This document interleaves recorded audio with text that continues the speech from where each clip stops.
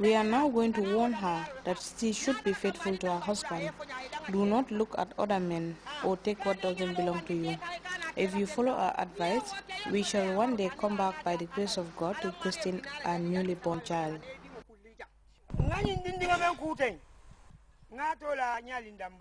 This girl I have watched is now called Nyaling Damfa.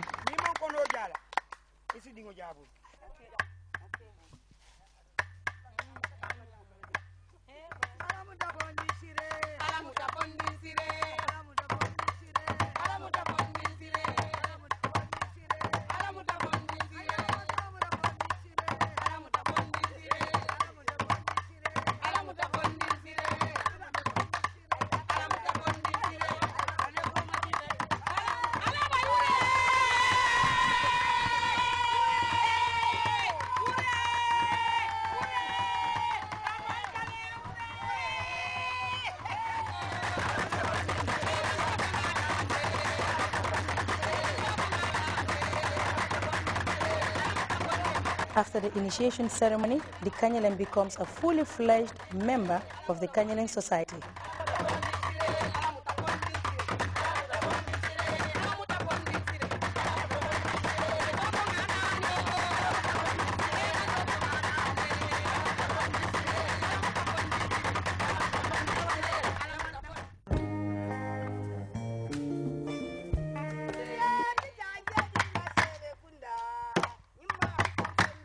Another significant aspect of the practice by the Kanyalengs is the giving of male names to female children.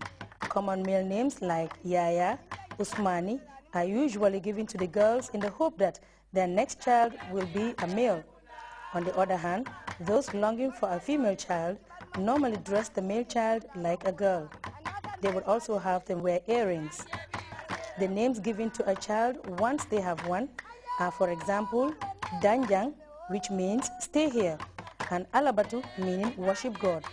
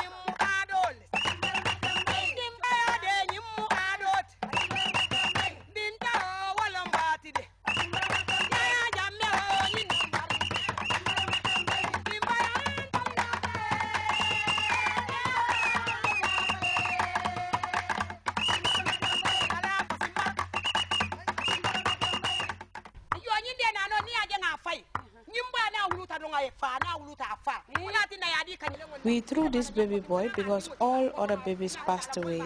Immediately after birth, we are going to name him Fai Nyama, meaning throw him in the bush.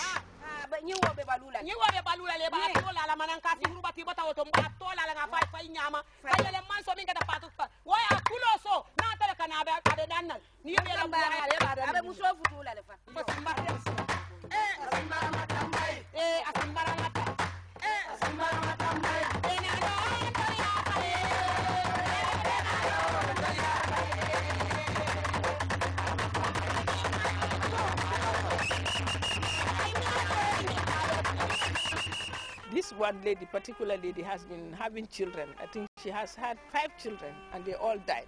So they believe that the lady is a witch or something. You know, it's those beliefs that somebody has been taking, some evil spirits have been taking the baby away. So in that case, they said, this time we are going to throw away the baby so that the baby will not go again, and give her a name. You know, the Kanyaleng, they have specific name. They give their children specific name so that those children will stay with them. So this time they threw the baby away, and somebody was coming along and picked the baby up, and they brought the baby, and they named the baby Fainyama. Yeah, Fainyama, which is, they have thrown the baby in the bush.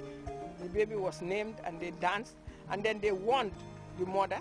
Maybe it's the mother who's been taking the children away. You see, this is it's always the women who have been really blamed for some of these things. And they also warned the baby not to go, because they believe that it's the same baby who's coming back in some cases. And this time the baby is a boy, so they decided to pierce his ears so that when he comes back, they will recognize him, so that he will not go back. So they put a mark, because they say in certain cases, some of them pierced the ear of the boy and put an earring.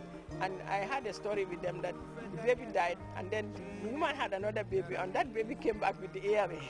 That's what they said. So these are all marks to show that babies don't disappear. And in some cases, when they have all girls, in order for them to have a boy, they would call, like they have 3 girls, they want to have a boy. That 3rd girl, they would give her a male name. Or they have all boys, 3 boys, and the 3rd boy, they would give the 3rd boy a female name, so that they would have, the next one would be a boy. Ite tondi? Ntatomu Aminata Dafelet. Aminata Dafe. Anto Tendo. Okay, for isa fono mole muni dundi kanyala yaro. Ha. Banto Fulanjao. Ikafanyele my friend. My name is Aminata Dafe, but people are fond of calling me my friend. That's my second name. Alnakanyele yaka. Banakanyele yasabo. I joined the association well before the advent of the First Republic, and the rationale behind this was the high infant mortality rate, because all the children I gave birth to die at a very early age, if not born early. After becoming a Kenyaling, I had one called Manjago, but unfortunately that baby also passed away. But I was lucky to maintain another called Alabatu. Thanks to Allah, I am now blessed with 4 children.